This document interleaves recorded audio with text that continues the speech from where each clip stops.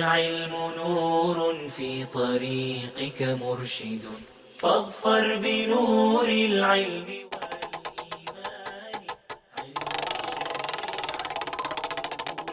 عبادة وتقرب للواحد الديان، ويعرف العلم بربهم سبحانه الملك العظيم الشان. أسماؤه حسنى كذاك صفاته عليا بلا. اعوذ باللہ من الشیطان الرجیم. سورة البقرہ آیت نمبر 47. بسم اللہ الرحمن الرحیم.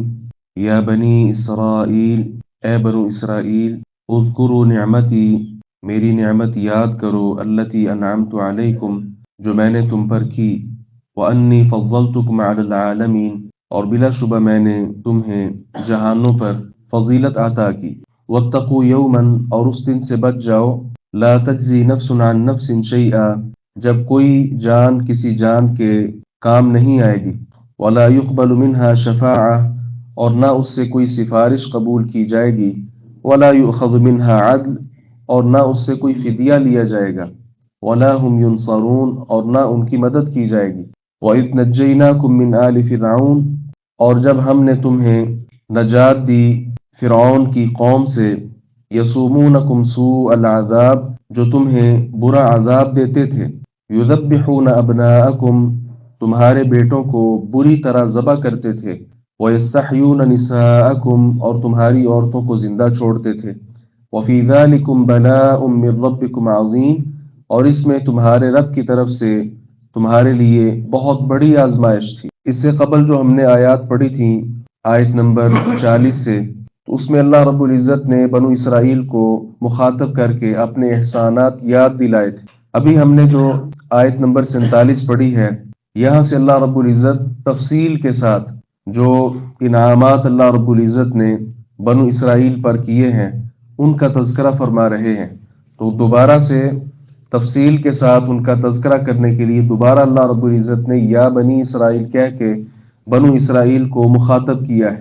اور یہ مخاطب کا بہت اچھا انداز ہوتا ہے کہ جب انسان گفتگو کر رہا ہو تو کچھ دیر ٹھہر کر دوبارہ سے انسان کو مخاطب کیا جائے، اس کے ساتھ توجہ انسان کی مزید بڑھ جاتی. تو اللہ رب العزت نے کہا کہ میرے انعامات کو یاد کرو، اور میں نے تمہیں جہانوں پر برتری بخشی ہے. یہ جہانوں سے مراد کون سے جہان ہے؟ یہ اس وقت کے دور ہیں جن ادوار میں اللہ رب العزت نے انہیں برتری عطا کی تھی. یہاں العالمین کا مطلب تمام جہان نہیں ہے. کیوں؟ اس لیے کہ نبی آخر الزماں جناب محمد رسول اللہ صلی اللہ علیہ وسلم کے تشریف لانے پر یہ برتری، یہ فضیلت اللہ رب العزت نے ان کی امت کو نصیب فرما دی. کنتم خیر امت اخرجت للناس، تو بہترین امت اللہ رب العزت نے امت محمدیہ کو قرار دے دیا. اس لیے آپ صلی اللہ علیہ وسلم نے فرمایا خیر الناس قرنی، بہترین لوگ میرے زمانے کے ہیں، ثم الذین یلونہم، پھر وہ جو ان کے بعد ہوں گے، ثم الذین یلونہم، پھر وہ جو ان کے بعد ہوں گے. گویا آپ کا دور اور صحابہ کرام کا دور اور تابعین عظام کا دور، یہ ادوار بہترین دور ہیں.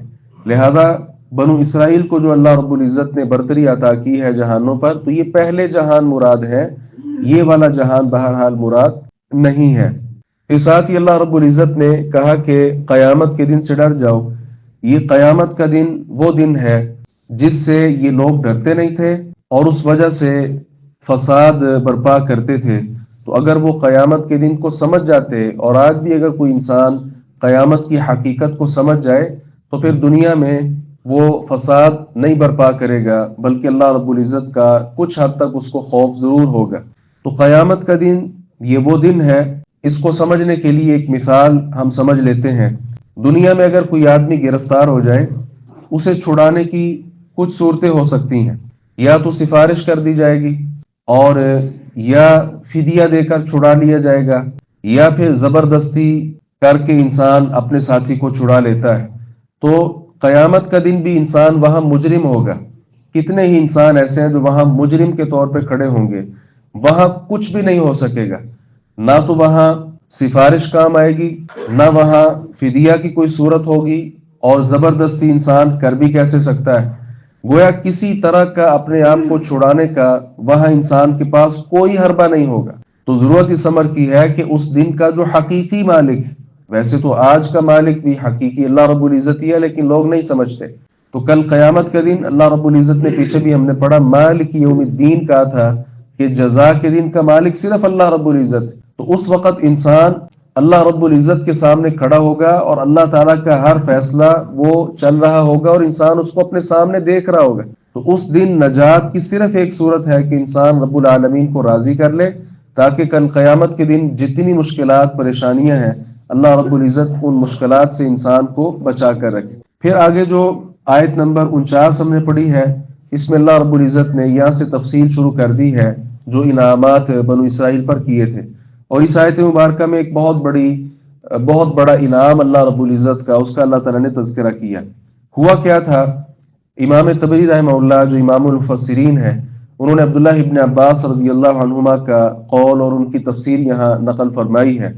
اور وہ کیا ہے کہ فرعون اور اس کے درباری، انہوں نے آپس میں مشورہ کیا کہ یہ جو بنو اسرائیل ہیں، ان کا آپس میں کہنا یہ ہے کہ ہمارے نبی ابراہیم علیہ السلام کی دعا ہے کہ ایک وقت آئے گا تو اللہ رب العزت یہ بادشاہت ہمیں نصیب کر دے گا، لہذا بادشاہت کا خطرہ ان کو ہوا، کرسی کا خطرہ ہوا، اور آپس میں مشورہ کیا کہ ایسا کرتے ہیں کہ بنو اسرائیل کے جو بچے پیدا ہوں ان سب بچوں کو قتل کر دیا جائے۔ اس پر عمل درآمد ہو گیا۔ اگر بیٹی ہوتی اس کو زندہ چھوڑ دیا جاتا، بیٹا ہوتا تو اس کو قتل کر دیا جاتا۔ اس پر دوبارہ ان کا آپس میں مشورہ ہوا کہ نہیں، اگر ہم ان کے سارے بیٹے مارتے ہی رہے تو ہمارے ہاں جو نیچ طبقے کے لوگ ہیں، جو کام کاج کرنے والے ہیں، وہ تو یہی لوگ ہیں، ہم تو سیٹ لوگ ہیں، ہم تو کام نہیں کرتے۔ تو اگر یہ بنو اسرائیل کے مرد پیدا نہیں ہوں گے تو ہمارا غلام، ہمارے کام کاج کرنے والے کون سے لوگ ہوں گے؟ لہذا دوبارہ مشورہ ہوا کہ ایسا کرتے ہیں، 1 سال ان کے بچوں کو چھوڑ دیا جائے اور 1 سال ان کے بچوں کو ذبح کر دیا جائے۔ موسیٰ علیہ السلام کے جو بھائی ہیں ہارون علیہ السلام، یہ اس سال پیدا ہوئے جس سال بچوں کو چھوڑا جاتا تھا، لہذا کوئی مسئلہ نہیں ہوا، وہ پیدا ہوئے اور کوئی روک ٹوک نہ ہوئی۔ لیکن موسیٰ علیہ السلام کے ساتھ جب ان کی والدہ امید سے ہوئی، یہ وہ سال تھا کہ جس سال بچوں کو ذبح کر دیا جاتا تھا۔ تو اللہ رب العزت نے کیا خاص وہ تدبیر اختیار کی کہ موسیٰ علیہ السلام کی پرورش اس گھر سے کروا دی کہ جو گھر ظالموں کا، جابروں کا گھر تھا، جو بچوں کو ذبح کرواتے تھے، اللہ رب العزت نے اسی گھر سے موسیٰ علیہ السلام کی پرورش کروا دی۔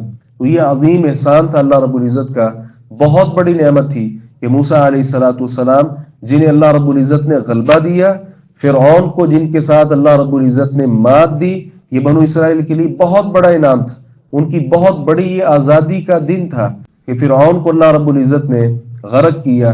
تو یہ وہ دن تھا جو 10 محرم کا دن تھا، جس دن اللہ رب العزت نے فرعون سے بنو اسرائیل کو نجات دی۔ تو یہ خوشی کا دن تھا۔ نبی کریم صلی اللہ علیہ وسلم جب مدینہ تشریف لائے ہیں تو آپ نے دیکھا کہ عاشورہ کا روزہ رکھتے ہیں یہودی لوگ۔ آپ نے پوچھا ان سے، پوچھو روزہ کیوں رکھتے ہو؟ انہوں نے کہا یہ وہ دن ہے، عظیم دن، اللہ رب العزت نے اس دن میں بنو اسرائیل کو فرعون سے نجات دی تھی۔ آپ صلی اللہ علیہ وسلم نے ارشاد فرمایا کہ ہم ان سے زیادہ حق رکھتے ہیں موسیٰ علیہ السلام کا، لہذا عاشورہ کا روزہ آپ نے خود بھی رکھا اور صحابہ کرام کو بھی یہ روزہ رکھنے کا حکم دیا۔ بعد میں آپ صلی اللہ علیہ وسلم نے مخالفت میں فرمایا کہ اگر میں آئندہ سال زندہ رہا لأصومن التاسع، تو ضرور میں 9 کا روزہ رکھوں گا۔ اب یہاں سے علماء کا اختلاف ہو گیا، کیونکہ آئندہ سال آپ زندہ نہ رہے تو آپ کا عمل مبارک سامنے نہ آ سکا، لیکن اختلاف کی صورت کو ختم کرنے کے لیے عبداللہ ابن عباس رضی اللہ عنہما کا قول اگر معلوم ہو جائے تو یہ اختلاف بھی ختم ہو جاتا ہے۔ ان کے قول کا خلاصہ یہی ہے کہ اصل جو روزہ ہے وہ 10 محرم کا ہی ہے، لیکن 9 کا روزہ ان کی مخالفت میں ہے، لہذا عبداللہ ابن عباس رضی اللہ عنہما کہا کرتے تھے کہ 9 کا روزہ بھی رکھو اور 10 محرم کا روزہ بھی رکھو، اس کے ساتھ اللہ رب العزت جو 1 سال کے گناہ ہیں وہ معاف کر دیتا ہے۔ تو اہل اسلام کو یہ روزہ رکھنا چاہیے۔ اصل تو یہ روزہ 10 محرم کا ہے، لیکن مخالفت میں 9 محرم کا بھی ساتھ انسان کو روزہ رکھ لینا چاہیے۔ علی کل حال یہ پہلا وہ بہت بڑا انعام تھا جو اللہ رب العزت نے بنو اسرائیل پر کیا تھا، اور یہی انعامات کا تذکرہ کر کے اللہ رب العزت جو آپ صلی اللہ علیہ وسلم کے دور میں موجود لوگ ہیں انہیں دعوت فکر دے رہے ہیں کہ وہ اپنے آپ پر جو اللہ رب العزت کے احسانات ہیں وہ یاد کریں، اور اب ہم نے یہ آخری پیغمبر مبعوث کیا ہے تو ان کا ساتھ دیں اور ان کی دعوت کو قبول کریں اور ان کے ساتھ مل کر دعوت کو آگے پھیلائیں۔ اللہ تعالیٰ سے دعا ہے ہماری تعالیٰ حق بات کو سمجھنے اور اس پر عمل پیرا ہونے کی توفیق عطا فرمائے۔